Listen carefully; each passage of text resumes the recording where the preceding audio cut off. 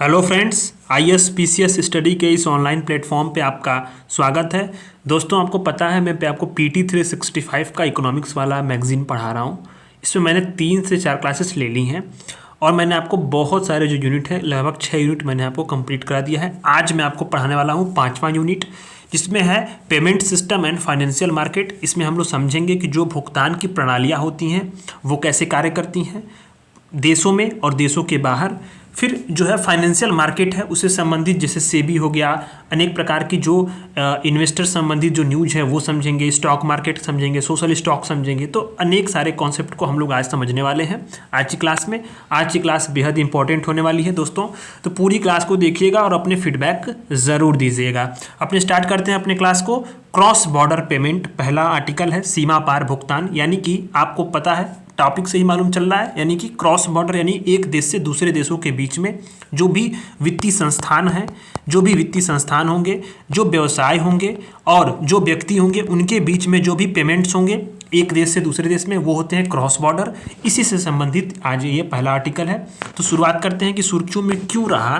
तो आपको पहला चीज़ पे ध्यान देना है कि जो आरबीआई है और बैंक फॉर इंटरनेशनल सेटलमेंट्स होता है BIS, ठीक है, बैंक फॉर इंटरनेशनल सेटलमेंट और आरबीआई, इन दोनों ने क्या किया कि जो इसके बैंक फॉर इंटरनेशनल सेटलमेंट का कौन सा इनोवेशन हब वाला, ठीक है, उसने क्या किया कि G20 टेक स्प्रिंट 2023 का आयोजन किया। सबसे इंपॉर्टेंट है कि G20 टेक स्प्रिंट जो है 2023 किसने आयोजित किया, तो आरबीआई और बैंक फॉर इंटरनेशनल सेटलमेंट के इनोवेशन हब ने किया।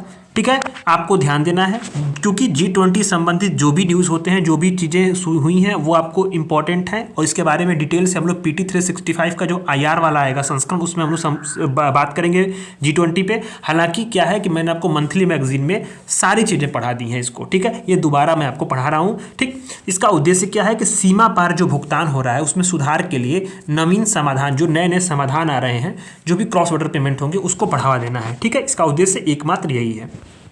तो आपको मैंने बता ही दिया कि क्रॉस बॉर्डर पेमेंट होता क्या है। ठीक, इसमें क्या होता है कि एक प्रकार का वित्तीय लेन देन होता है, जो वित्तीय संस्थान होंगे, व्यवसाय होंगे, व्यक्ति होंगे, उनके बीच में एक देश से दूसरे देश में सेंडर और रिसीवर क्या होते हैं, अलग अलग देशों में होते हैं, उसी के बीच में पेमेंट्स होते हैं, उसी को बोलते हैं क्रॉस बॉर्डर पेमेंट। 2030 तक अनुमान है कि हमारा जो क्रॉस बॉर्डर पेमेंट है वो $290 ट्रिलियन का हो जाएगा। ऐसे में जो नए नए समाधान है, नए नए जो चुनौती आ रही है, उससे निपटना बहुत जरूरी है। इसीलिए ये जो है टेक स्प्रिंट का जो है इसमें आयोजन हुआ। टेक मतलब टेक्नोलॉजी वाला। ठीक, तो सीमा पार भुगतान के जो प्रकार हैं, कौन कौन से प्रकार होते हैं जो क्रॉस बॉर्डर पेमेंट में हेल्पफुल होते हैं, तो उसमें आप समझो इंटरनेशनल वायर ट्रांसफर होता है, जिसमें क्या हुआ कि स्विफ्ट कोड, यानी हर बैंकों का एक स्विफ्ट कोड होता है, जिसका उपयोग करके एक बैंक जो होगा इस कोड का इस्तेमाल करेगा और एक बैंक से किसी अन्य देश में जो दूसरा बैंक है उसमें जो पैसा का ट्रांसफ़र होता है इंटरनेशनल वायर ट्रांसफ़र के थ्रू। दूसरा होता है इंटरनेशनल मनी ऑर्डर, यानी थर्ड पार्टी जो प्रोवाइडर्स होते हैं, जो सर्विस प्रोवाइडर होंगे, थर्ड पार्टी तीसरा पार्टी होगा, उसका उपयोग करके इलेक्ट्रॉनिक रूप से ट्रांसफ़र होता है इलेक्ट्रॉनिक मनी ऑर्डर के रूप में। और कुछ कुछ डिजिटल वॉलेट हो, जैसे कि पेपाल हो गया, गूगल पे हो गया, एप्पल पे, इन सारी सुविधाओं के माध्यम से भी जो है ये क्रॉस बॉर्डर पेमेंट्स होते रहते हैं।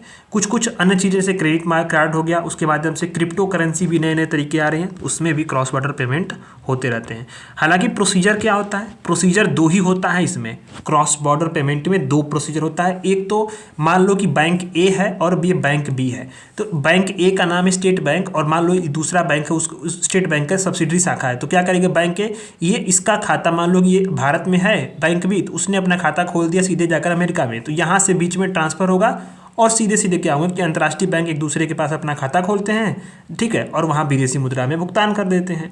दूसरा ऑप्शन होता है करेस्पॉन्डेंस बैंक। मान लीजिए कि बैंक A है, उसको डायरेक्टली वहाँ बैंक न खोला, बल्कि किसी बैंक के साथ उसने अलायंस कर लिया और वहाँ पे क्या किया कि वहाँ पे खाता खोल दिया और उसी बैंक के माध्यम से फिर वो क्या कर रहा है, अपने ग्राहकों को सर्विस प्रोवाइड कर रहा है, यानी किसी दूसरे बैंक का इस्तेमाल करके वहाँ पे खाता डायरेक्ट उसका सर्विस ना होकर के किसी दूसरे बैंक के माध्यम से सर्विस जो है वो चल रही है, तो करेस्पॉन्डेंस बैंक होता है। इसी के माध्यम से विदेशी मुद्रा में भुगतान होता है। तो ये सारे तरीके होते हैं।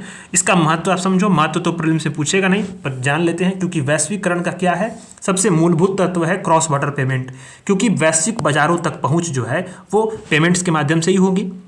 नए नए ग्राहक, नए नए आपूर्तिकर्ता, नए नए भागीदार कैसे आएंगे? क्योंकि वो पेमेंट्स में ही आएंगे, और जब क्रॉस बॉर्डर पेमेंट होगा तभी जाकर के ये चीज़ें हो पाएंगी। दूसरा आता है वित्तीय समावेशन, मतलब जो वंचित समुदाय हैं उनको विश्व की अर्थव्यवस्था में भाग लेने में सबसे महत्वपूर्ण भूमिका निभा सकता है। भारत के लिए इसका विशेष महत्व है, क्योंकि भारत क्या है, रेमिटेंसेस का यानी विप्रेषण का सबसे अधिक प्राप्त करता है। भारत के जो लोग हैं बहुत सारे खाड़ी देशों में कार्य करते हैं, अनेक जो है अन्य देशों में, सिंगापुर में, यूएसए में काम करते हैं, यूरोप में काम करते हैं, तो वहाँ से पैसे कमा करके घर भेजते हैं। तो कैसे भेजेंगे? क्रॉस बॉर्डर पेमेंट के थ्रू ही भेजेंगे। ठीक, वो होता है। यात्रा और पर्यटन को सुविधाजनक बनाती है, विदेशी निवेश में तेजी आता है।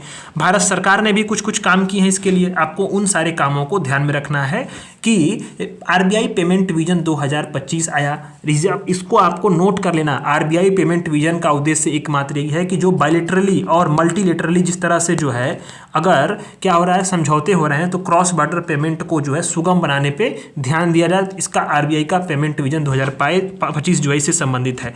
जो एनपीसीआई है, national payment corporation of India, इसका जो इंटरनेशनल पेमेंट लिमिटेड है, ठीक है, एनआईपीएल, इसने भीम यूपीआई क्यूआर कोड के माध्यम से जो है क्रॉस बॉर्डर पेमेंट को बढ़ावा देने के लिए अलग अलग देशों के साथ जो है, वहाँ की कंपनियों के साथ मिलकर के, वहाँ की व्यावसायिक संस्थाओं के साथ मिलकर के उसने पहल शुरू की।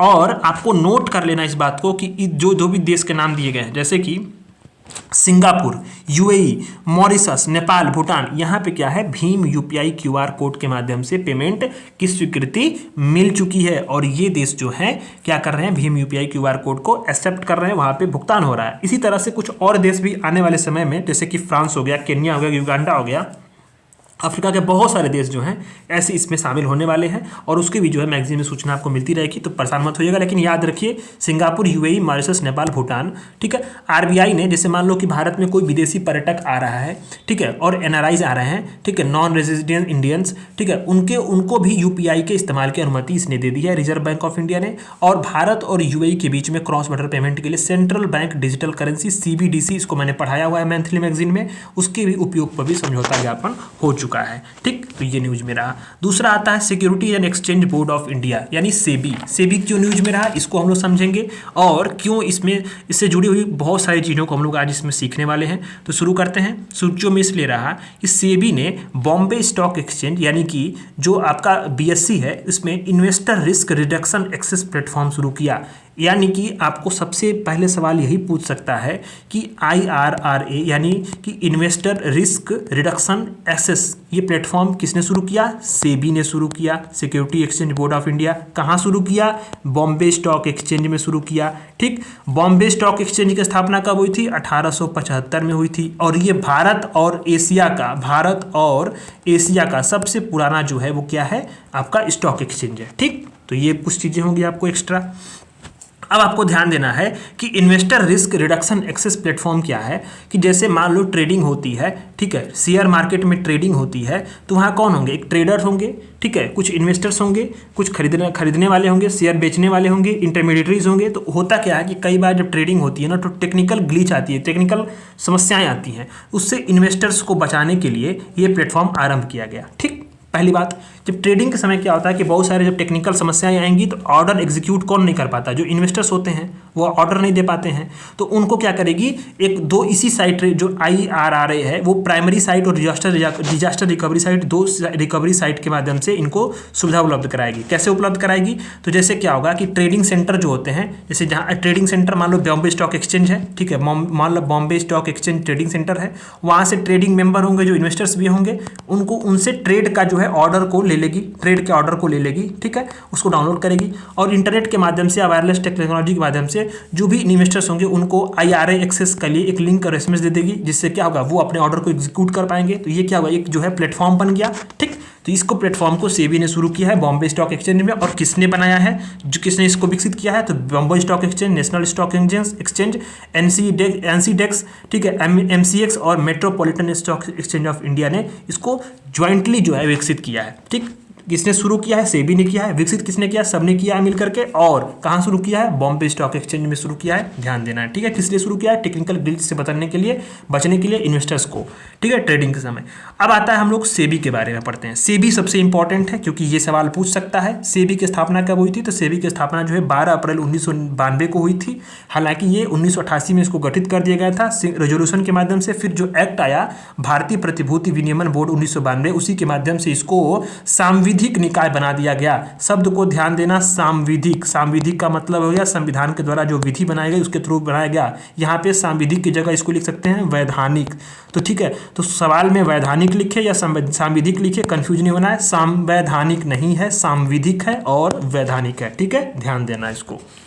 इसमें 9 सदस्य होते हैं। अध्यक्ष केंद्र सरकार नियुक्त करती है। 4 पूर्णकालीन होंगे, 4 अंशकालीन होंगे। इसमें से बोर्ड के 1 सदस्य को आरबीआई नियुक्त करेगा, 2 बोर्ड वित्त मंत्रालय की तरफ से होंगे और 5 केंद्र सरकार होंगे, ठीक है। इस तरह से आपके 8 हो गए। इसमें 4 पूर्णकालीन, 4 अंशकालीन हो गया, यानी कम पीरियड के लिए होते हैं, ठीक। सेबी कार्य क्या करती है? सेबी को आपको मैं बताऊंगा। इसमें इन्वेस्टर्स को एजुकेशन देती है, जो इंटरमीडिएटरीज होते हैं उनको प्रशिक्षण देती है। स्टॉक के जो ब्रोकर होंगे, सब ब्रोकर होंगे, ट्रांसफर एजेंट होंगे शेयरों के, उनका पंजीकरण करेगी और उसको रेगुलेट करेगी। जो शेयर होते हैं, शेयर में इनसाइडर ट्रेडिंग को प्रतिबंधित करती है। यानी इनसाइडर ट्रेडिंग क्या है? एक प्रकार की अवैध गतिविधि होती है। मैं आपको कुछ एक्स्ट्रा पॉइंट मैंने लिखा हुआ है, जैसे इनसाइडर ट्रेडिंग हो गया, सर्कुलर ट्रेडिंग हो गया, डब्बा ट्रेडिंग हो गया, फ्रंट रनिंग हो गया, ये सारे जो हैं अवैध गतिविधियां होती है। मैं आपको एक्स्ट्रा पढ़ाऊंगा उसको, ठीक है। अभी उसको मैं समझाने वाला हूं, उसको समझिएगा, नोट करिएगा। स्टॉक एक्सचेंज के तहत जो काम काज होते हैं उसको रेगुलेट कौन करता है? सेबी ही करती है। और सिक्योरिटी मार्केट में जो इन्वेस्टर्स होते हैं उसको हितों की रक्षा करना और प्रतिभूति बाजार को विनियमित करना, ये कौन कार्य करता है? सेबी ही करता है। तो सिक्योरिटी मार्केट में इन्वेस्टर्स के हितों की रक्षा सेबी करेगी। इसीलिए जो है टेक्निकल ग्लिच से बचने के लिए IRA प्लेटफॉर्म को सेबी ने शुरू किया है, ठीक है, खत्म। अब आपको यहाँ देना है ध्यान, सेबी की शक्तियाँ कौन कौन सी इंपॉर्टेंट जो है सेबी की शक्तियाँ हैं, यहाँ आपको थोड़ा सा समय देना है। सेबी क्या है? एक अर्धविधायी है, मतलब उसके पास विधायी शक्तियां हैं, वो अपने लिए कानून बना सकती है, लेकिन क्या है? अर्धविधायी है, आधा उसके पास शक्तियां, ठीक है, अर्ध न्यायिक निकाय है, ठीक। तो वो क्या कर सकती है कि प्राइमरी मार्केट, सेकेंडरी मार्केट जो कामकाज होता है उसको रेगुलेट करने के लिए ये कुछ विनियमन बना सकती है, नियम बना सकती है, पूछताछ कर सकती है, नियमों को पारित कर सकती है, जुर्माना लगा सकती है। तो क्या होगा? इस तरह से अर्धविधायी और अर्ध न्यायिक निकाय हो गई, ठीक। 100 करोड़ रुपए का जो है, आप समझो कि जब संशोधन हुआ तो 100 करोड़ रुपए से अधिक मूल्य की जो किसी भी मनी पूलिंग योजना होती है, मनी पूलिंग योजना मतलब धन को इकट्ठा करना सामूहिक रूप से, एक प्रकार से मान लो उसी तरह से वो उसको मनी पूल बोलते हैं, ठीक है। तो उसी तरह से 100 करोड़ रुपए से कहीं इकट्ठा मनी होगा अनेक लोगों द्वारा, तो उसके उस तरह की किसी योजना को जो है उसको रेगुलेट कर सकती है और नियमों के गैर अनुपालन में क्या करेगी? मान लो नियम का कोई उल्लंघन कर रहा है तो उसको जो एसेट होगा, उसकी जो संपत्तियां होंगी उसको अटैच कर लेगी, यानी उसको जो है वो जब्त कर लेगी, ठीक। अब क्या कर सकती है? सेबी जो है किसी भी सिक्योरिटीज के लेन देन जब हो रहा है उसमें, तो जांच के दौरान संस्था हो या व्यक्ति हो, टेलीफोन डेटा रिकॉर्ड यानी कि CDR का जो है वो मांग कर सकती है, ठीक है। अब इसके बाद क्या है कि जो किसी भी इंटरमीडिएटरीज होंगे या कोई व्यक्ति होगा उसका प्रबंधन करने के लिए दिशा निर्देश भी सेबी जारी कर सकती है। ये सारे न्यूज हो गए सेबी के, ठीक है, कंप्लीट हो गया। मुझे लग रहा है इसमें कोई दिक्कत नहीं होगा, दिक्कत होगा आप तुरंत कमेंट करिए, मैं आपको जो है रिप्लाई करूंगा। टेलीग्राम ज्वाइन कर लीजिए, वहाँ पे नोट्स वगैरह सारी चीज़ें जो हैं आपको अपडेट मिलते रहते हैं, बहुत सा इंपॉर्टेंट होगा वहाँ पे, ठीक है, ज्वाइन करना आपके लिए। तो अभी आती है कि सेबी ने हाल ही में कुछ और सारी भी पहले शुरू की हैं, जैसे कि इनिशियल पब्लिक ऑफरिंग। आपको पता होना चाहिए कि IPO क्या होता है, FPO क्या होता है, ठीक है। ये सारी चीज़ें तो मुझे लग रहा है कि आपको पता होगा। अगर नहीं पता है तो चलिए हम लोग बताता हूँ आपको कि इनिशियल पब्लिक ऑफरिंग के लिए भी जो सेबी ने कुछ टाइम पीरियड को रिवाइज किया है, ठीक है। तो IPO पहले क्या होता है, पहले मैं आपको वो समझा दूँ कि समझो क्या होता है कि मान लो कि एक कंपनी A है और इसने क्या किया कि अपने जो है आम निवेशक हैं, जो क्या है कि उसमें आम निवेशक मतलब जनता, ठीक है, वो क्या करना चाहते हैं कि इस कंपनी में इन्वेस्ट करना चाहते हैं, इसके शेयर को खरीदना चाहते हैं। तो जब कंपनी A है और पहली बार जीवन में पहली बार उसने क्या किया कि अपने शेयर को बेचेगी जब, तो उसको बोलेंगे वो आम निवेशकों को, तो वो बोलेंगे इनिशियल पब्लिक ऑफरिंग, IPO आता है। जैसे पेटीएम का IPO आया था उसी प्रकार से इसका, ठीक है। तो IPO क्या होता है कि जीवन में पहली बार जो है आम निवेशकों को, जो इच्छुक जो इन्वेस्टर्स हैं, जो कंपनी उनको बेचती है तो उसको कंपनी का IPO बोलते हैं। इसके लिए अनुमति कौन देता है? सेबी देता है, ठीक है। इसके लिए अनुमति कौन देगा? सेबी देगा, ठीक। अब इसको भारत ने कहाँ से अपनाया? यहाँ पे तो नहीं दिया, मैं आपको बता दूँ। इसको बॉम्बे अमेरिकी स्टॉक एक्सचेंज से, बॉम्बे नहीं अमेरिकी स्टॉक एक्सचेंज से जो है, अमेरिकी स्टॉक एक्सचेंज से भारत ने IPO को अपनाया था इनिशियल पब्लिक ऑफरिंग के लिए, ठीक। अब आता क्या है कि जब मान लो कि जब आईपीओ आया, ठीक, तो उसके लिए क्या हुआ कि मान लो कि तारीख हुई कि इस तारीख को जो है आईपीओ आएगा और उस दिन क्या होता है, इस तारीख को आएगा, उस दिन शेयर बेचे जाएंगे, ठीक। तो आईपीओ की तारीख जो होती है एक तिथि तय की जाएगी, मान लो कि 10 मार्च तय कर दी गई, ठीक। अब इस क्या होगा कि इस उस दिन से शेयरों की जो बिक्री होगी वो स्टॉक मार्केट पे होने लगेगी, ठीक, स्टॉक मार्केट होने लगती है और कंपनी उसी दिन क्या होती है, स्टॉक मार्केट पे सूचीबद्ध होती है। उसी दिन जो कंपनी होगी जिसका आईपीओ आएगा वो स्टॉक मार्केट पे सूचीबद्ध हो जाएगी, मतलब लिस्ट हो जाएगी। उसी को बोलते हैं लिस्टिंग, उसी को बोलते हैं लिस्टिंग। आपको नोट कर लो, लिस्टिंग उसी को बोलते हैं, स्टॉक एक्सचेंज पे लिस्ट होती है तो, ठीक है, लिस्टिंग बोलते हैं। तो इसी ने सेबी ने क्या किया है कि जो कंपनियों की आईपीओ लिस्टिंग होती है ना, उसकी समय सीमा 6 दिन से घटा दी, 3 दिन कर दी, ठीक। अब समझ में आ गया आपको? मुझे लग रहा कि बहुत बेहतरीन तरीके से आ गया होगा समझ में। सेबी ने लिस्टिंग की सीमा घटाई 6 दिन से, इसको T+6 लगता था, यानी कि जो टाइम 6 दिन का लगता था उसको टाइम 3 दिन कर दिया गया, ठीक। तो इससे क्या होगा कि ईज ऑफ डूइंग बिजनेस को बढ़ावा मिलेगा, कंपनियों को जो है पूंजी और तरलता यानी कि जो कैपिटल है और जो लिक्विडिटी है उसका त्वरित तरीके से पहुंच मिलेगी, ठीक है। तो ये आपको समझ में आ गया होगा, मुझे लग रहा है कि इसमें कोई दिक्कत नहीं होगा। ये कंपनियों के लिए जो आईपीओ होता है धन जुटाने के सबसे बड़े स्रोत के रूप में कार्य करता है। हो गया बस। अब आता है BRSR कोर फ्रेमवर्क। सेबी ने जो है BRSR कोर फ्रेमवर्क के लिए, आश्वासन के लिए फ्रेमवर्क और मूल्य श्रृंखला के लिए ESG प्रकटीकरण की शुरुआत की है। तो मैं आपको दो चीजें बता दूं इसमें महत्वपूर्ण क्या है। BRSR का मतलब है business responsibility and sustainability report, ठीक है, ये BRSR हो गया। अब इसमें अब आता है कि इसके लिए फ्रेमवर्क बनाया है और मूल्य श्रृंखला के लिए ESG प्रकटीकरण। ESG क्या है? इकोनॉमिकली, सोशली और गवर्नेंस, इसके प्रकटीकरण का जो है शुरुआत की है, ठीक। अब ESG फ्रेमवर्क होता क्या है कि जो भी हमारे हितधारक होंगे उनको यह समझने में मदद करेगा कि कोई संगठन, मान लो कि कंपनी ए है या संगठन है, वो जो है इकोनॉमिकली, सोशली और जो गवर्नेंस संबंधी जो जोखिम है, अवसर है, उसका मैनेजमेंट कैसे कर रहा है, इसको समझने में मदद करता है। तो सेबी ने इसके लिए जो है BRSR के लिए फ्रेमवर्क बनाया है और जो वैल्यू सप्लाई चेन है उसके लिए ESG प्रकटीकरण की शुरुआत की है, ठीक। तो आपको ये बस ध्यान देना, इसमें बाकी चीज़ों को छोड़ देना है। मूल्य श्रृंखला के लिए जो ESG प्रकटीकरण होगा वो 2025-24 से जो टॉप के 250 कंपनियां होंगी उनके लिए लागू होगा, ठीक। बस अब इतना ज़्यादा उसको डिटेल में जाइए, जो मैं बता रहा हूँ उतना ही बस ध्यान दीजिए। बाकी चीज़ें क्या है? डब्बा बॉक्स ट्रेडिंग। अब ये सारी चीज़ें क्या होती हैं कि मैं आपको थोड़ा सा अच्छे तरीके से कॉपी कलम ले लीजिए, मैं आपको डिटेल में बताने वाला हूँ, इसको थोड़ा ध्यान से समझना।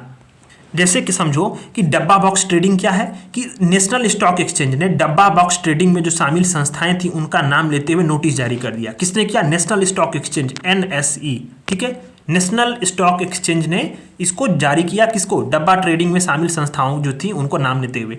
अब ये क्या होता है? एक जो है अनऑर्गेनाइज्ड ट्रेडिंग होता है, अनौपचारिक ट्रेडिंग होता है, जो स्टॉक एक्सचेंज के दायरे से बाहर होता है। मतलब स्टॉक एक्सचेंज के दायरे से बाहर जो होता है ये एक तरह से क्या, अवैध ही समझो, अनौपचारिक ट्रेडिंग होता है, जिसमें क्या हुआ कि ट्रेडर क्या करेंगे कि किसी विशेष स्टॉक जो का उसका भौतिक स्वामित्व लेने के लिए वास्तविक लेन देन नहीं करेंगे, बल्कि उसके बजाय जो है स्टॉक की कीमतों में उतार चढ़ाव पे दाव लगाते रहते हैं। इसमें क्या होगा कि ये एक्सचेंज में जो ट्रेडिंग होती है उसी के समान होती है, और अगर कोई लाभ होगा या आय होगी तो उसका कोई रिकॉर्ड नहीं होगा। इससे क्या होगा? जो व्यापारी होंगे उनको टैक्स से बचने में मदद मिलती है, ठीक। तो ये अपराध माना जाता है, ठीक है, आपको ध्यान देना, ये अपराध है डब्बा ट्रेडिंग, ठीक। मतलब ये स्टॉक एक्सचेंज के दायरे से बाहर होगी और जो भी लेन देन होगा वो उसमें, मतलब जो भौतिक तौर पे लेन देन उसमें शामिल होता नहीं है, सिर्फ बातें होती हैं। और इससे क्या होगा? लाभ होगा नहीं होगा ये कोई मतलब ही नहीं हो, क्योंकि वो तो स्टॉक एक्सचेंज के दायरे से बाहर हो गई हैं, तो इससे आयकर में बचने में मदद मिलती है व्यापारियों को, उस रिकॉर्ड होता नहीं है। तो ये क्या है? एक तरह से अपराध होता है, जो होता है ये डब्बा ट्रेडिंग। अब आता है यहाँ पे इनसाइडर ट्रेडिंग। एक तो होता है इनसाइडर ट्रेडिंग, इसको लिख लो आप, नहीं दिया होगा आपको, पूरा आपको कहीं समझोगे नहीं मिलेगा आपको, ठीक है। इनसाइडर ट्रेडिंग ये शेयर बाजार में क्या होती है? एक अवैध क्रिया होती है, ठीक। इसमें क्या होगा? मान लो कि कंपनी है, यदि कोई व्यक्ति, इनसाइडर ट्रेडिंग क्या होगा? भेदिया कारोबार। मान लो कोई व्यक्ति है, ठीक, और वो कंपनी के कारण, मतलब कंपनी से जुड़ा हुआ है किसी कंपनी X से।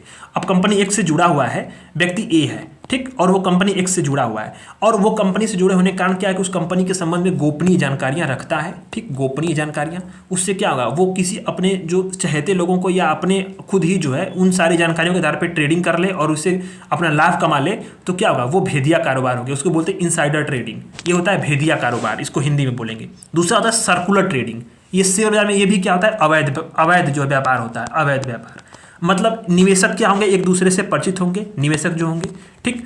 अब आपस में इस शेयर को खरीदेंगे बेचेंगे और मूल्य वृद्धि कर देंगे, मूल्य की वृद्धि कर देंगे, ठीक। और ये क्या होंगे, उसे मूल्य वृद्धि करके एक निश्चित लेवल पर जाएंगे, मानी लेवल ये लेवल था, मान लो 1 2 3 4 उसको 10वीं लेवल तक जाएंगे। और वहाँ जब जाएंगे तो वहीं पे क्या होता है कि फिर उसको जो है अन्य निवेशकों को जो है वो बेचेंगे उसी रेट पे, उसके ऊपर पे, और उसे फिर लाभ बना लेंगे निकल जाएंगे। जैसे क्या होगा, मान लो कि मैं जानता हूँ अभी सर्कुलर ट्रेडिंग क्या हो गया आप समझो, मैं A B C और D ये मैं चारों हम लोग दोस्त हैं, हम लोगों ने मिल करके क्या किया कि हम लोगों ने किसी एक शेयर को खरीदा, फिर बी ने सी को बेचा, सी ने डी को बेचा, और डी ने फिर जो है कि अभी ए को बी को मैंने 2 रेट पे बेचा, इसने 4 पे बेचा, इसने 5 इसने 6 पे बेचा, ठीक। और 6 अब ये तो इसका 6 हो गया, लेकिन हालांकि क्या एक अवैध ही है, क्योंकि ये जो है आम सहमति से नहीं बना, बल्कि हम लोग जो है ये खुद ही अपने आपस में मिल करके इसका रेट बढ़ा दिए। और इसके बाद जो है फिर यहाँ जब 6 पहुंचा तो इसने किसी दूसरे को बेचा, और ये 6 में से जितना लाभांश मिला 4 पॉइंट का, ठीक है, 2 से 6 गया तो 4 बचा, 4 पॉइंट का लाभ हुआ, 6 के ऊपर उसने 4 पॉइंट को उसने आपस में एक एक करके बांट लिया लाभ, ठीक। ये हो गया सर्कुलर ट्रेडिंग, ये भी एक अवैध क्रिया स्टॉक एक्सचेंज में मानी जाती है। दूसरा होता है फ्रंट रनिंग। ये भी क्या होता है कि अवैध जो अनैतिक गतिविधि होती है, ठीक है। अब क्या होता है कि जैसे कि इसको बोलते हैं टेल गेटिंग, इसको हिंदी में इंग्लिश में एक शब्द और होता है टेल गेटिंग, इसको बोलेंगे टेल गेटिंग, यहाँ पर मैंने लिखा हुआ है। इसका मतलब यह है कि किसी भी एसेट की कीमत को प्रभावित करने की क्षमता रखने वाले जो बड़े बड़े जो सौदे होते हैं या रेटिंग फर्म्स होते हैं, उसके पूर्वानुमान की जो पूर्व सूचना होती है, उसी के आधार पर शेयर मार्केट में क्या होगा, एसेट की खरीद बिक्री होने लगती है, ठीक। तो ब्रोकर्स करते हैं ऐसा काम और फंड मैनेजर करते हैं आमतौर पे। मतलब मान लो कि पहले ही जैसे कि अभी कुछ काम हुआ नहीं है, जैसे मान लो अयोध्या में एयरपोर्ट बना, ठीक है, अयोध्या में उदाहरण के लिए बता रहा हूँ, अयोध्या में राम मंदिर बना, राम मंदिर। अब किसी को ये भनक लग गई, जैसे एग्जाम्पल बता रहा हूँ, भनक लग गई कि यहाँ राम मंदिर बनने वाला है, सब चीज़ें होंगी, भाई यहाँ महंगी होंगी, यहाँ पर्यटक आएंगे, यहाँ की जमीनें काफ़ी आई होंगी, बहुत सारे लोगों ने जमीनें खरीदना शुरू कर दी, सरकार ने इस पर रोक लगा दी, क्योंकि जमीन खरीद लेंगे जो पैसे वाले होंगे। इसी प्रकार से किसी भी एसेट की जो अभी होता है ना कि मान लो कि अरे इसकी आज शेयर बढ़ने वाली है इस कंपनी की, तो उसके आधार पर पूर्वानुमान है। अब इसी पर जो है अब खरीदारी बिकवाली होने लगी, तो फिर क्या होता है, वो क्या होता है टेल गेटिंग। ये जो दलाल होते हैं ना, ये जो वही लोग काम करते हैं फ्रंट रनिंग, ठीक है। ये सारी समस्या, तो ये क्या है, ये भी जो स्टॉक एक्सचेंज की जो है अवैध गतिविधियां हैं, डब्बा trading, insider trading, circular trading, front running, ठीक है। फ्रंट रनिंग को टेल गेटिंग भी बोलते हैं। तो ये आपका हो गया। अब हम आते हैं विदेशी पोर्टफोलियो इन्वेस्टमेंट पे FPI। तो सेबी ने जो उच्च जोखिम वाले कुछ चिन्हित FPIs हैं, उन मतलब जो चिन्हित विदेशी पोर्टफोलियो निवेशक हैं, उनकी ओर से जो अतिरिक्त प्रकटीकरण है, यानी कि जो अतिरिक्त तौर पे उनके कुछ जो चीज़ें थी उसको आप प्रकट करने के लिए, ठीक है, उसने जो है उसको अनिवार्य करने का उसको जो है आदेश दिया, प्रस्ताव पेश किया। अब इस प्रस्ताव को पेश करने के बाद क्या है कि इसको परामर्श पत्र के तौर पर जारी किया गया है। मतलब आपको इसमें जो है ये हो सकता है कि इस तरह से कुछ नियम बनाया जाए, इस पर प्रस्ताव पत्र जारी किया गया। तो भारत में सोचो कि FPI के लिए मौजूदा प्रावधान क्या है। तो ये क्या है कि सेबी द्वारा विनियमित है। सेबी के तहत FPI होते क्या है, फॉरेन पोर्टफोलियो इन्वेस्टर्स। पहले मैं आपको बता दूं FDI, और पहले FPI बताता हूँ FPI होता क्या है। तो समझो आपको कि मान लो मैं आपको थोड़ा सा नोट करा रहा हूँ, यहाँ पे नोट कर लेना, ठीक है, इसीलिए मैं आपको थोड़ा सा यहाँ पे थोड़ा सा समय लूँगा। FPI समझा दो, बहुत सारे लोगों को FPI पता नहीं होगा। होता क्या है कि मान लो भारत का ये शेयर बाजार है, ठीक है, बॉम्बे स्टॉक एक्सचेंज है भारत का, ठीक।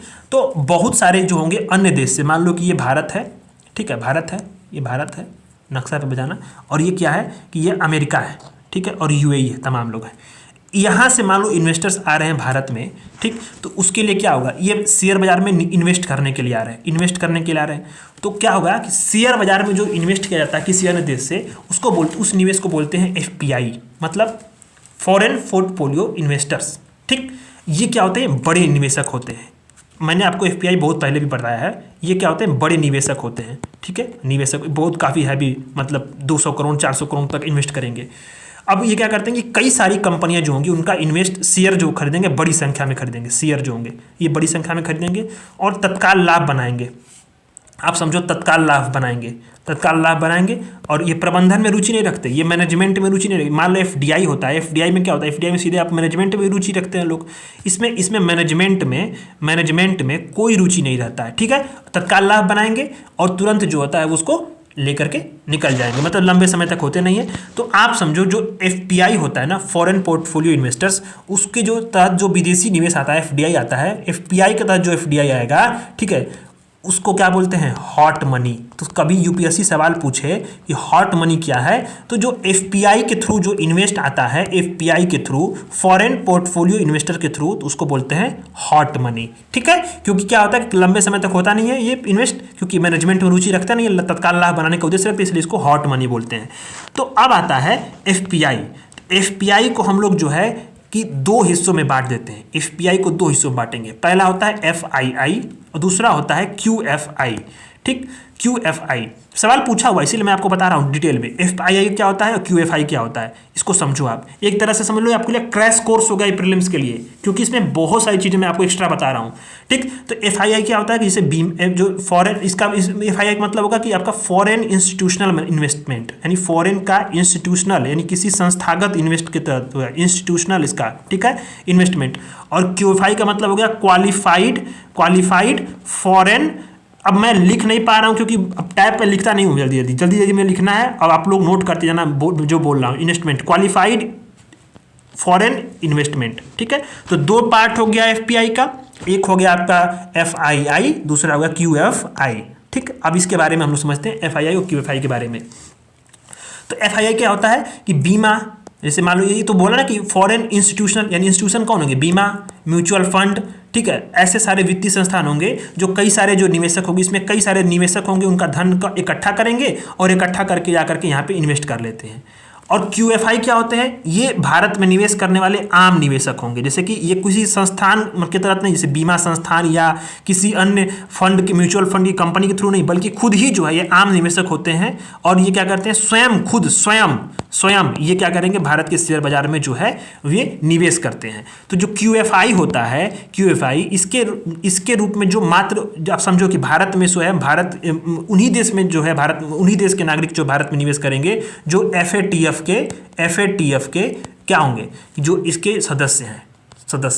जो एफएटीएफ का सदस्य नहीं होगा वो भारत में क्यूएफआई के रूप में शामिल जो है वो शामिल नहीं हो पाएगा, वो इन्वेस्ट नहीं कर पाएगा। तो आपको मैंने क्या बताया, आपको बताया एफपीआई के बारे में। एफपीआई को जो इन्वेस्ट है उसको बोलते हैं हॉट मनी भी बोलते हैं, क्योंकि ये क्या होता है कि लंबे समय तक जो है ये आते नहीं है, मैनेजमेंट में रुचि रखते नहीं है, तत्काल लाभ बनाने के उद्देश्य होते हैं। और ये इसका फुल फॉर्म क्या होता है एफपीआई का, फॉरेन पोर्टफोलियो इन्वेस्टमेंट। पोर्टफोलियो याद रखना, अब ये दो प्रकार के होते हैं, एफआईआई होता है, एक होता है क्यूएफआई। एफआईआई मतलब कि फॉरेन इंस्टीट्यूशनल इन्वेस्टमेंट, जैसे कि मान लो कई सारे जो इंस्टीट्यूशन जैसे म्यूचुअल फंड, बीमा कंपनियां वगैरह की जो इन्वेस्टर्स होते हैं, कई सारे इन्वेस्टर्स के बड़े, मतलब काफ़ी सारे इन्वेस्टर्स का पैसा एक साथ लगाएंगे और लेकर के आके किसी यहाँ भारत में इन्वेस्ट कर देंगे, ये एफआईआई हो गया।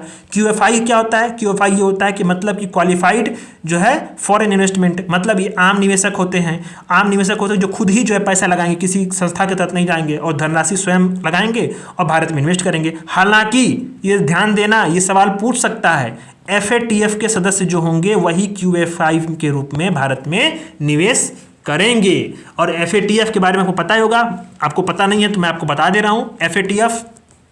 एफएटीएफ यानी कि फाइनेंशियल एक्शन टास्क फोर्स, इसका हेडक्वार्टर कहाँ पे है, पेरिस में है। नोट कर लेना भाई, गलत मत करना, ठीक है। इसमें कुल कितने सदस्य हैं, 37 सदस्य हैं, यानी भारत में जो क्यूएफआई के तहत जो इन्वेस्ट कर पाएंगे वो कौन होंगे, 37 सदस्य ही होंगे, ठीक है। आपको ध्यान देना, इन 37 सदस्यों में 35 देश हैं और 2 संगठन हैं, एक है ईयू और एक है Gulf cooperation council, GCC. Gulf cooperation council के बारे में मैंने मंथली मैगजीन में आपको पढ़ाया हुआ है। तो आपको ये समझ में आ गया एफपीआई क्या होता है। तो मुझे नहीं लगता कि आपको कोई दिक्कत होगा एफपीआई के बारे में। अब इतना डिटेल में तो कोई नहीं पढ़ाया होगा, कोई यूट्यूब वाला नहीं पढ़ाया होगा, ना कोई आपको बताया होगा मैगजीन के बारे में, ठीक है। इसीलिए जो बोल रहा हूँ, कंटेंट अगर आपको पसंद आ रहा होगा मेरे प्रेजेंट करने का, तो आप बिल्कुल जो है कमेंट करिएगा, बताइएगा, अपने फीडबैक जरूर दीजिएगा और चैनल को सब्सक्राइब जरूर करिएगा, ठीक है। तो एफपीआई के लिए भारत में कौन सा प्रावधान है, तो एफपीआई के लिए सेबी इसको रेगुलेट करती है, ठीक। और सेबी ने जो भारतीय प्रतिभूति शेयर है उसमें एफपीआई द्वारा जो इन्वेस्ट किया जाएगा उस पर कुछ सीमाएं भी निर्धारित की है सेबी ने, ठीक है। सीमाएं निर्धारित की हैं, आपको ध्यान देना है। आपको कानूनी प्रावधान क्या है कि विदेशी मुद्रा प्रबंधन नियम जो है वो, और धन शोधन पीएमएलए एक्ट जो है इसके तहत, और धन शोधन निवारण जो नियम 2005 है इसके तहत जो है इसको रेगुलेट करते हैं। सारे नियम हैं जिसके तहत जो है कानूनी प्रावधान बनाया गया इसके लिए, रेगुलेट करने के लिए। तो अभी आप समझना कि इसमें एक बहुत अच्छा सा फ्लो चार्ट दिया गया है। एफडीआई और एफपीआई के बीच में तुलना की गई है। मैंने आपको बताया था एफपीआई के बारे में, इसके प्रकार बताए थे, दो प्रकार, एफआईआई और क्यूएफआई। अब यहाँ बात कीजिए एफडीआई और एफपीआई के बीच में फर्क क्या है। ठीक, तो एफडीआई का से क्या होता है, आप यहाँ समझो परिभाषा कि मैंने आपको एफडीआई बताया ना, एफपीआई के बारे में। एफपीआई का ऐसा होता है कि विदेशी निवेशक होंगे जो किसी देश की दूसरी देश की वित्तीय परिसंपत्तियों में निवेश करते हैं, स्टॉक एक्सचेंज के जरिए या शेयर मार्केट या बॉन्ड में निवेश के जरिए। ठीक है, जो एफडीआई क्या होते हैं, इसका आशय होता है कि विदेशी निवेश होंगे किसी दूसरे देश में स्थित, क्या करेंगे, जो किसी उद्यम में, किसी इंटरप्राइज में पर्याप्त ब्याज प्राप्त करने के लिए जो निवेश करते हैं वो एफडीआई होते हैं। और यहाँ स्टॉक एक्सचेंज में, शेयर मार्केट में या बॉन्ड में निवेश करते हैं। ठीक, वित्तीय परिसंपत्तियों में किसी दूसरे देश की इन्वेस्ट करेंगे, और ये क्या करेंगे, किसी उद्यम में निवेश करेंगे। ठीक है, ध्यान देना, ये फर्क होता है इसके बीच में। अब ये क्या होंगे, ये जो निवेशक होंगे, ये निवेशक सक्रिय निवेशक बताते हैं, ये निष्क्रिय निवेशक होते हैं, क्योंकि इनकी आम रुचि क्या होती है, मैनेजमेंट में तो होती नहीं है। ठीक, ये प्रत्यक्ष निवेश कर लेते हैं, ये डायरेक्टली इन्वेस्टमेंट करते हैं। जैसे कि कोई क्या हो गया, आपको बताया ना मैंने आपको कि क्या हो गया कि आपको किसी इंस्टीट्यूशन के जरिए बताया ना, एफपीआई को दो भाग में डिवाइड करते हैं, फॉरेन इंस्टीट्यूशनल इन्वेस्टर्स और क्वालिफाइड इंस्टीट्यूशनल इन्वेस्टर्स। ठीक है, क्वालिफाइड फॉरेन इन्वेस्टर्स, तो ये अप्रत्यक्ष निवेश करते हैं शेयर मार्केट के थ्रू, और ये डायरेक्टली इन्वेस्ट करते हैं किसी कंपनी में। अब ये अधिक नियंत्रण रखते हैं, बताया मैंने आपको अभी कि जो एफडीआई क्या होता है, अधिक नियंत्रण करेगा, और ये नियंत्रण तो करते ही नहीं, बहुत कम नियंत्रण करते हैं। और ये क्यों बोलते हैं इसको हॉट मनी, क्योंकि ये अल्पकालीन निवेश होता है और ये दीर्घकालीन निवेश होता है। ठीक, जो एफडीआई होता है। अब निवेश कहाँ जाता है, कहाँ निवेश किया जाता है, यहाँ देश की वित्तीय परिसंपत्ति होगा उसमें होगा, और यहाँ किसी देश की विदेशी भौतिक परिसंपत्ति में या किसी उद्यम में होता है।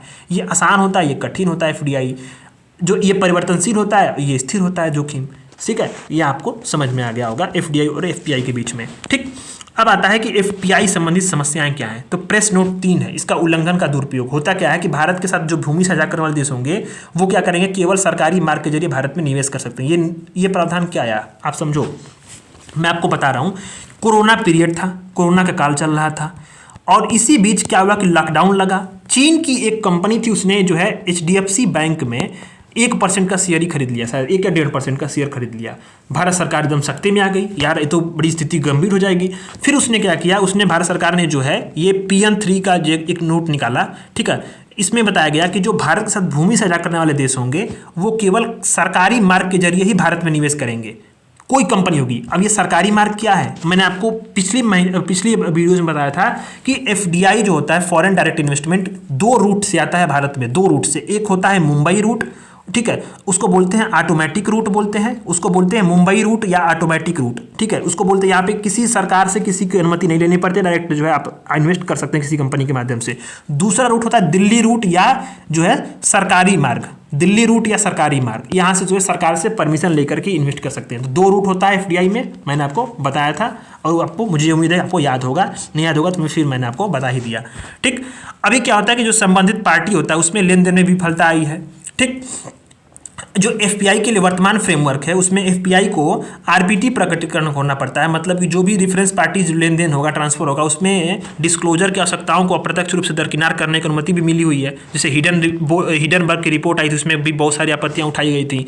तो ये क्या होता है कि सारी समस्याएं होती हैं। तो सेबी ने क्या प्रस्ताव रखा है एफपीआई के विनियमन के लिए कि कम जोखिम वाले एफपीआई होंगे, कुछ मध्यम जोखिम वाले एफपीआई होंगे, कुछ उच्च जोखिम वाले एफपीआई होंगे। तो इसके प्रकार से इनका वर्गीकरण किया जा सकता है। ठीक, अब इनके लिए उच्च जोखिम जो होंगे उनके लिए अधिक पारदर्शी उपाय बताया जाए, अधिक प्रकटीकरण किया जाए। ठीक, तो ये सारे प्रस्ताव रखा है। प्रस्ताव नहीं पूछेगा कभी यूपीएससी प्रीलिम्स में, बस आपको जान लेना है। ठीक है, आपको मेन बात था, मैंने वो आपको समझा दिया। अब आता है कॉर्पोरेट डेब्ट मार्केट, यानी कि ये आपको ध्यान से समझना है कि कॉर्पोरेट डेब्ट मार्केट होता क्या है। ठीक है, वो चीज़ मैं आपको बता दूं, इसके बाद आपको जो है इस आर्टिकल में अन्य चीज़ों को मैं आपको समझाऊंगा, लाइन बाय लाइन पढ़ा दूंगा, कोई टेंशन नहीं लेना। दूसरा वाला नीचे हम लोग पढ़ेंगे इन्वेस्टर सर्विस फंड और इन्वेस्टर प्रोटेक्शन फंड, और इसके बाद हम लोग पढ़ेंगे सोशल स्टॉक एक्सचेंज। आर्टिकल के पूरा ये वाला सेक्शन जो है आपका कंप्लीट हो जाएगा। तो कॉर्पोरेट डेब्ट मार्केट शुरू करते हैं हम लोग। ये क्या होता है, एक तरह से कि ऋण पत्र, ये क्या होता है कि कैपिटल मार्केट का जो है एक भाग होता है, एक उपकरण होता है। समझो कैपिटल मार्केट का ही जो ये एक जो है, अरे यार ये क्या पेन क्यों नहीं जा रही है, हाँ, कैपिटल मार्केट का ही जो ये उपकरण होता है। ठीक है, इसमें बॉन्ड के रूप में इसको जारी करते हैं। बॉन्ड के रूप में जारी करेंगे तो इसकी अवधि क्या होगी, 365 दिन से अधिक होती है परिपक्वता की। ठीक है, अब जो इसको क्या आती है, मतलब आप समझो कि इस दीर्घकालीन जो व्यय होगा, को भी जो भी लॉन्ग पीरियड का जो व्यय एक्सपेंडिचर होता है किसी भी कंपनी का, वो उसके लिए पूंजी कहाँ से आएगी, वो क्या होगा, कॉर्पोरेट डेब्ट मार्केट से जो है ये प्राप्त की जाती है। ठीक, तो ये आप समझो कि इसका जो इसका रेगुलेशन कौन करेगा, सेबी करती है। तो सेबी ने आप ये बात आपको थोड़ा सा मैं आपको और अच्छे से समझा दूं।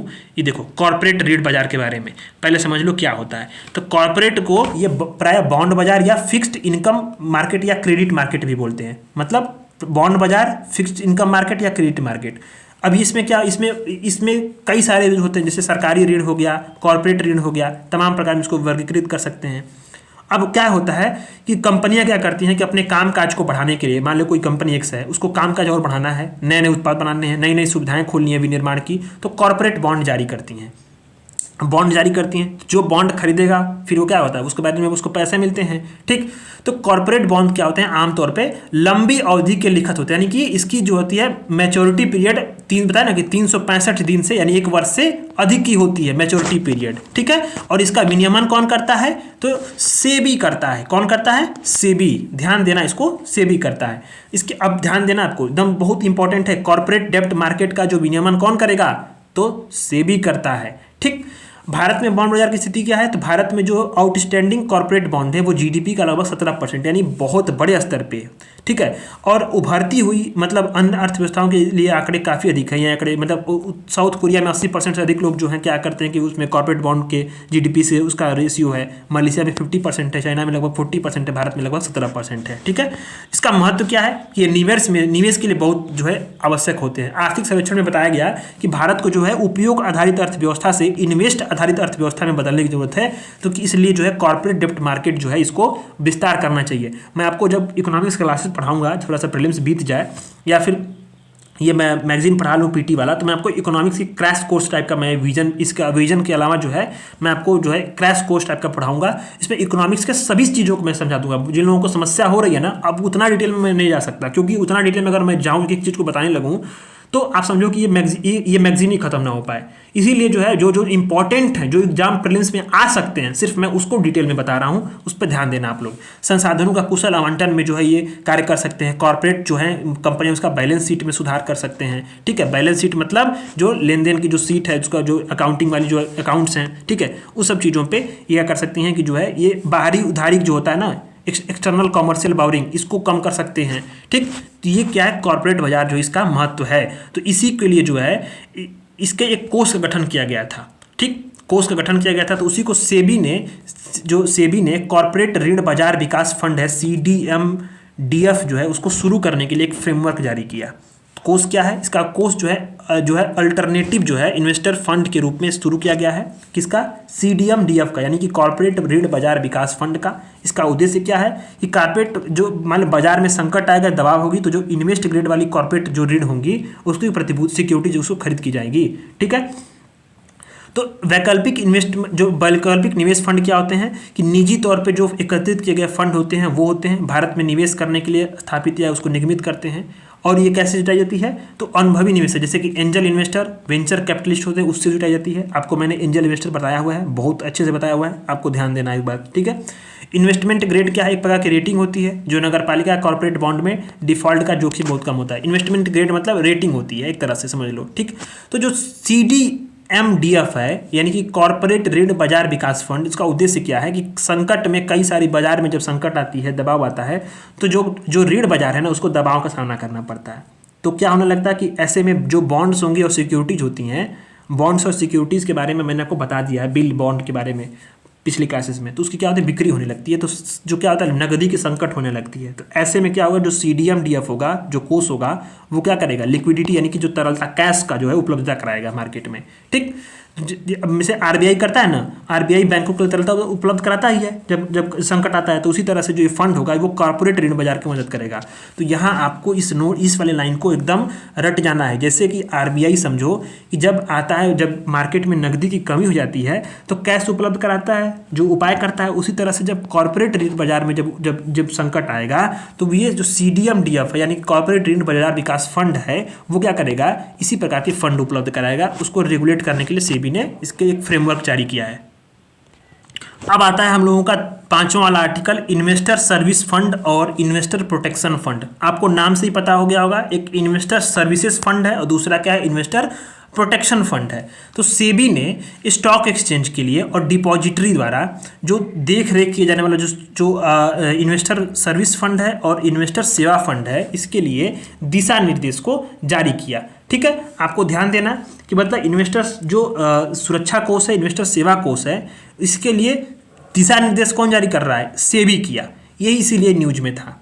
तो जो इन्वेस्टर सुरक्षा कोष है, ये आप समझो कि इसका मतलब क्यों स्थापित किया गया। इसका आप नाम से ही समझो कि इन्वेस्टर जो सर्विस फंड है, ठीक है, ये सर्विस फंड है और एक प्रोटेक्शन फंड है। तो प्रोटेक्शन फंड का उद्देश्य यही था कि जो स्टॉक एक्सचेंज के भागीदार होंगे, जैसे स्टॉक के ब्रोकर हो गए या इन्वेस्टर हो गए, उसके इंटरेस्ट के रक्षा की जाए, इसीलिए जो है आईपीएफ यानी कि इन्वेस्टर प्रोटेक्शन फंड का शुरुआत की गई। ठीक है, इसकी स्थापना क्या बताया गया कि मतलब कि जो सभी स्टॉक एक्सचेंज होंगे और डिपॉजिटरी होंगे वो क्या करेंगे, आईपीएफ की जो है स्थापना करते हैं। तो डिपॉजिटरी आप समझो, आप नाम आपके लिए नया होगा तो मैं आपको बता दूं कि डिपॉजिटरी क्या होता है, एक संस्थान होता है या संगठन होता है जो क्या करेगा कि किसी भी व्यक्ति से या व्यवसाय से जो भी वित्तीय लिखत होती है ना, वित्तीय लिखत, उसकी डिपॉजिट का स्वीकार करता है। यानी कि जो है कि स्टॉक या बॉन्ड में जो भी वित्तीय लिखत होते हैं, ठीक है, उसको खरीदने बेचने में सहायता करता है। जैसे कि आप समझो कि भारत में डीमैट खाते क्या होते हैं कि डिपॉजिटरी में ही खोले जाते हैं। जैसे कि एक होता है कि सेंट्रल डिपॉजिटरी सर्विस लिमिटेड,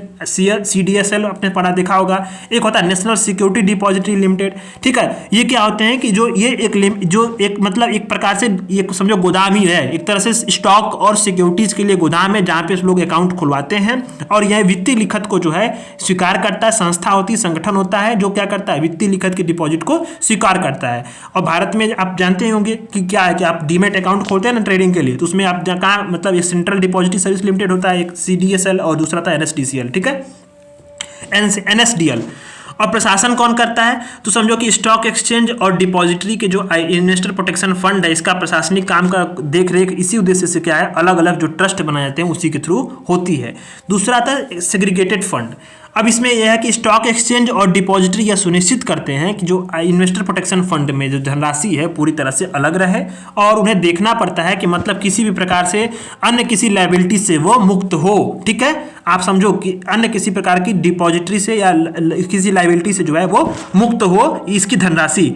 अब इसकी समीक्षा भी होती है एक तरह से, स्टॉक एक्सचेंज और डिपॉजिटरी सुनिश्चित करने के लिए आज ये क्या होता है, 6 माह में इसकी समीक्षा करते हैं कि जो इन्वेस्टर प्रोटेक्शन फंड है उसकी धनराशि अपने उचित स्तर पे है या नहीं है। ठीक, तो आईपीएफ में आप समझो अंशदान देखते हैं और मतलब इसका उपयोग कहाँ होता है वो समझेंगे, फिर इन्वेस्टर सर्विस कोष समझेंगे और इसका उपयोग समझेंगे और इसके लिए एक जो है ये बनाया गया है, इसका विनियमन बनाया गया कैसे उसको समझेंगे। तो इन्वेस्टर प्रोटेक्शन फंड जो होता है उसमें लिस्टिंग का शुल्क क्या होता है, स्टॉक एक्सचेंज में जो लिस्टिंग शुल्क होता है ना, लिस्टिंग मैंने बताया था ना आपको, लिस्टिंग क्या होती है कि जो कंपनी लिस्ट होती है किसी भी स्टॉक एक्सचेंज में उसको लिस्टिंग बोलते हैं।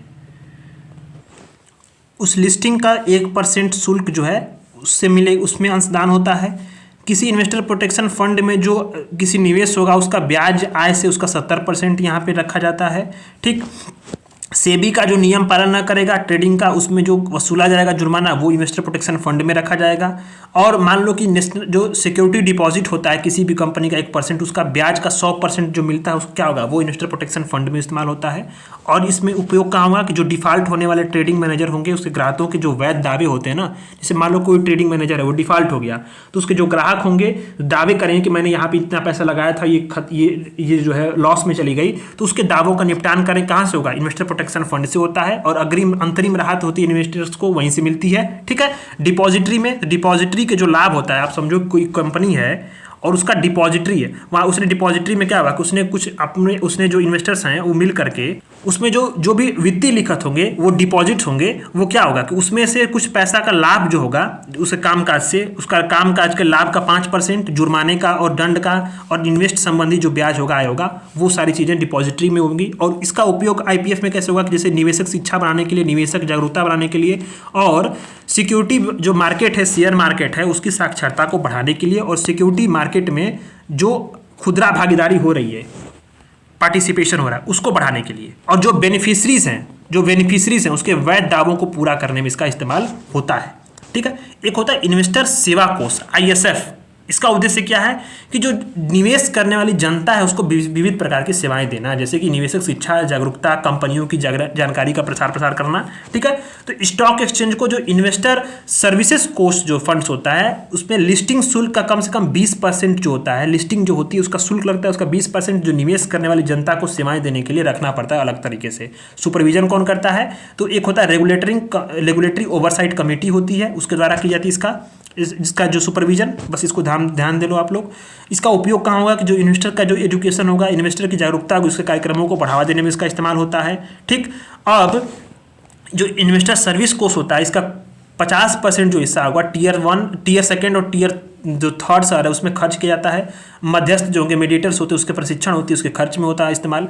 और जो भी अगर मान लो कि खर्च ना हो पाया IPF ISF का ट्रांसफर, यदि कोई उसका क्या इस्तेमाल होगा, तो आप समझो कि यदि कोई स्टॉक एक्सचेंज या डिपॉजिटरी बंद हो जाएगी या उसकी मान्यता समाप्त हो जाएगी तो वो अपना कामकाज बंद कर देगा।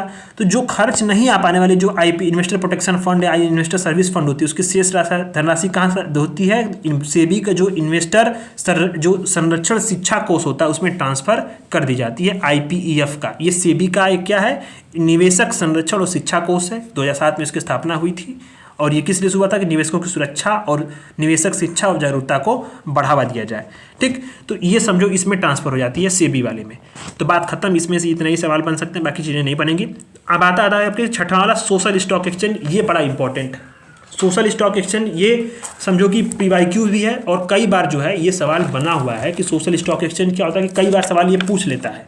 ठीक, स्टॉक एक्सचेंज तो आता ही है, बहुत लोग जानते होंगे स्टॉक एक्सचेंज के बारे में। सोशल स्टॉक एक्सचेंज के बारे में बहुत लोग नहीं जानते हैं, तो इसलिए इंपॉर्टेंट है क्योंकि इसमें क्या हुआ था कि आप समझो कि वित्तीय वर्ष जब 2019-20 चल रहा था, 2019-20 जब वित्तीय वर्ष चल रहा था, तो जो हमारे वित्त मंत्री थे उन्होंने जो सामाजिक उद्यम है, जो भी सामाजिक उद्यम होते हैं और जो वॉलंटरी ऑर्गेनाइजेशन होते हैं, स्वैच्छिक संगठन थे, उनके लिए सोशल स्टॉक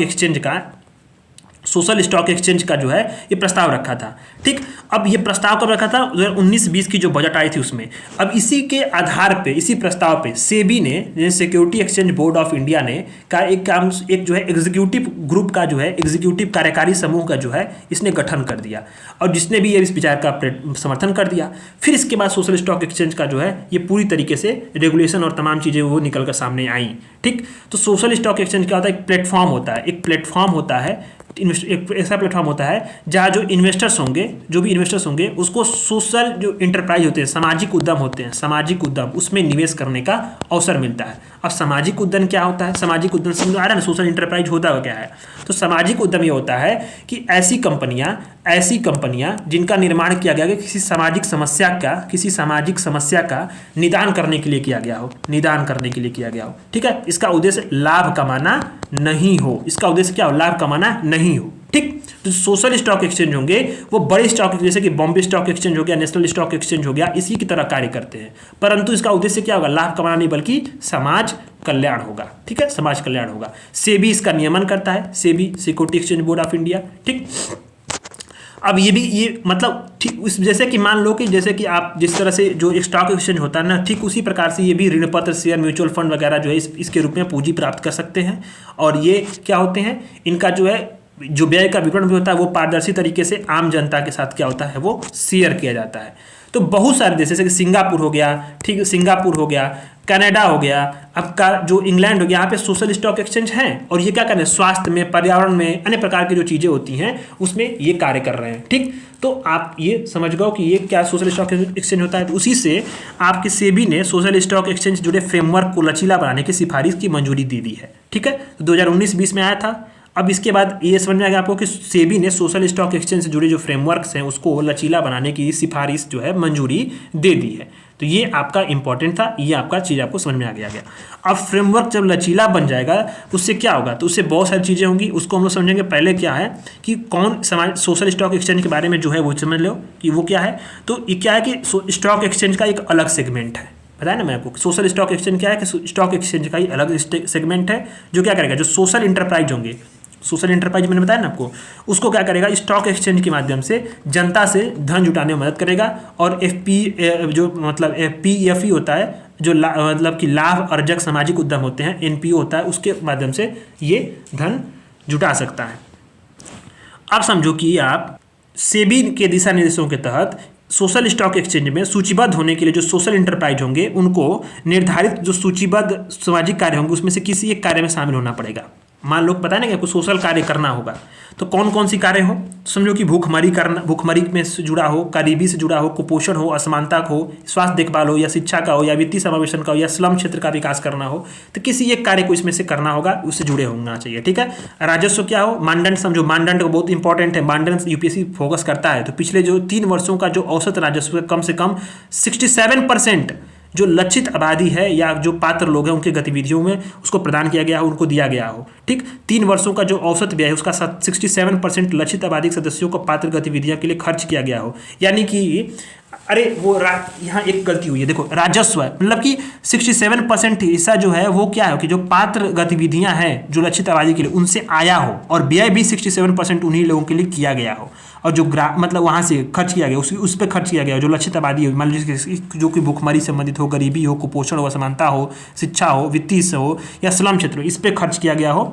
और जो ग्राहक या लाभार्थी होंगे वो कम से कम जो लक्षित आबादी का कम से कम 67% हो। यानी कि टोटल क्या हो, टोटल अगर काम हुआ हो तो लगभग 67% हमारा वहीं से राजस्व हो, जो जहाँ से हमें जिस चीज़ पे खर्च करना है उन्हीं के आम लोगों के द्वारा, और 67% जो लक्षित लाभार्थी है उनके ऊपर खर्च किया गया हो, और कितना 67% हमारा खर्च हो। ठीक है। तो ये हमारा मानदंड होगा जो कि सामाजिक उद्यम के रूप में हमें मान्यता मिलेगी, यानी सोशल इंटरप्राइज के रूप में हमें मान्यता मिलेगी। जब सोशल इंटरप्राइज होगी तभी हम सोशल स्टॉक एक्सचेंज पे जो है ये का अपने कारोबार हम आईपीओ वगैरह कर सकते हैं। अब समझो कि वे संगठन जो सामाजिक उद्यम के तौर पे पात्र नहीं होते हैं वो कौन से होंगे, जैसे कॉर्पोरेट फाउंडेशन हो गया, वो सामाजिक उद्यम नहीं है। राजनीतिक या धार्मिक या गतिविधियां संगठन ये सब नहीं है। पेशेवर या व्यापार संघ ये जो होंगे ये नहीं होते हैं। बुनियादी ढांचा हाउसिंग कंपनियां जो होती हैं, जो मतलब वहनीय आवास परियोजनाओं को छोड़कर, वहनीय मतलब सस्टेनेबल जो हाउसिंग जो डेवलप कर रही हैं उसको छोड़ करके जो भी ढांचा कंपनियां होंगी बुनियादी ढांचा के लिए हाउसिंग कंपनियां, वो नहीं होती हैं। मतलब आपको यूपीएससी सवाल ये फंसा सकता है कि इसमें से निम्न में से कौन सा सामाजिक उद्यम के तौर पे पात्र सामाजिक उद्यम में शामिल नहीं है। तो आपको ध्यान देना, कॉर्पोरेट फाउंडेशंस नहीं होते हैं, राजनीतिक धार्मिक गतिविधियां वाले संगठन नहीं होते हैं, पेशेवर व्यापार संघ नहीं होते हैं, बुनियादी ढांचा हाउसिंग वाले कंपनियां नहीं होती हैं। कौन होता है, तो आप समझो कि इन सारी गतिविधियों में से कोई एक में शामिल हो, और जिसने राजस्व जो है पिछले 3 वर्षों का जो राजस्व वो 67% जो है हिस्सा लक्षित आबादी के सदस्यों के पात्र गतिविधियों से आया हो, और 3 वर्षों में जो एक्सपेंडिचर किया गया वो 67% लक्षित आबादी सदस्यों को किया गया हो, और 3 वर्षों में 67% जो आबादी का जो मतलब जो लक्षित आबादी है उनके ऊपर किया गया हो, तो वो क्या होंगे, सामाजिक उद्यम के रूप में मान्यता प्राप्त करेंगे। और इन्हीं सामाजिक उद्यमों को जो है लिस्ट किया जाएगा सोशल स्टॉक एक्सचेंज पे। ठीक है। अब जब लचीला फ्रेमवर्क बन जाएगा तो म्यूचुअल फंड के माध्यम से दान दिए जाएंगे, zero coupon zero principal bond जारी किया जा सकता है। अब अभी समझो कि जीरो कूपन जीरो जो बॉन्ड होगा उसको केवल सोशल स्टॉक एक्सचेंज पे जो पंजीकृत एनपीओ होते हैं उनके थ्रू ही जारी करता है। ये बॉन्ड की विशेष अवधि होती है। ठीक, जीरो कूपन जीरो बॉन्ड की जो परिपक्वता अवधि है उस पर मूलधन का भुगतान नहीं होता है। तो इस तरह के दान के पीछे का उद्देश्य क्या है, कल्याण और कर संबंधी लाभ होता है। ठीक, तो ये सारी चीज़ें हैं। तो ये इसमें सोशल स्टॉक एक्सचेंज आपने समझ लिया होगा। यहाँ एक टर्म आया है zero coupon bond. Zero coupon bond वो होता है कि जब भी बॉन्ड होगा, बॉन्ड की जो लाइफ टाइम होगी, जैसे बॉन्ड होगा 365 दिन से अधिक की होगा, 1 वर्ष से अधिक की अवधि के लिए परिपक्वता अवधि होगी, तो उस पूरे टाइम पीरियड के दौरान उस पर इंटरेस्ट नहीं दिया जाएगा, कोई इंटरेस्ट पे नहीं होता, उसको बोलते हैं जीरो कूपन बॉन्ड। ठीक है, जीरो कूपन बॉन्ड। अब यहाँ होता है जीरो कूपन जीरो प्रिंसिपल, यानी कि यहाँ पे समझो मूलधन भी नहीं देना है, मतलब परिपक्वता अवधि पे मूलधन का भुगतान नहीं होगा, वो क्या होगा, जीरो कूपन जीरो प्रिंसिपल। और जीरो कूपन बॉन्ड मतलब में इंटरेस्ट नहीं देना रहेगा। ठीक है, वो जीरो कूपन बॉन्ड होता है। तो आपको 2-3 चीज़ें यहाँ समझ में आ गई होंगी। तो यहाँ पे इस यूनिट को हम लोगों ने खत्म कर लिया है। तो मैं आपको थोड़ा सा एक बार रिकैप करा दूँ कि जो हम लोगों ने क्या क्या टॉपिक्स पढ़ लिए हैं। तो आप समझो कि मैंने आपको जो है 3 से 4 क्लासेस में ही आपको जो PT 365 है उसमें मैंने आपको जो है ये आर्थिक समृद्धि और पहला यूनिट है जो आर्थिक समृद्धि और विकास, दूसरा फिस्कल पॉलिसी, ये भी कंप्लीट करा दिया है। तीसरा वाला यूनिट भी खत्म हो चुका है आपका, चौथा वाला यूनिट भी खत्म हो चुका है, और मैंने आपको आज की क्लास में 5वां यूनिट जो है वो खत्म करा दिया है। और इसके बाद हम लोगों ने 10वां और 11वां यूनिट भी खत्म कर लिया है पिछली क्लासेस में। अब हमें आपको क्या पढ़ाना है, हमें आपको पढ़ाना है इसमें infrastructure, business, innovation, entrepreneurship, mining and industry और एग्रीकल्चर। ठीक है, और इसके बाद हमारे पढ़ेंगे एक्सटर्नल सेक्टर। 2 दिन की क्लासेस और लेंगे और ये पूरा मैगजीन आपके खत्म हो जाएगी। ठीक है, तो कंटेंट कैसा लगा रिप्रेजेंट करने का, और जो मैंने आपको एक्स्ट्रा बताया वो चीज़ें कैसी लगी हैं, आप अपने फीडबैक ज़रूर दीजिएगा। धन्यवाद।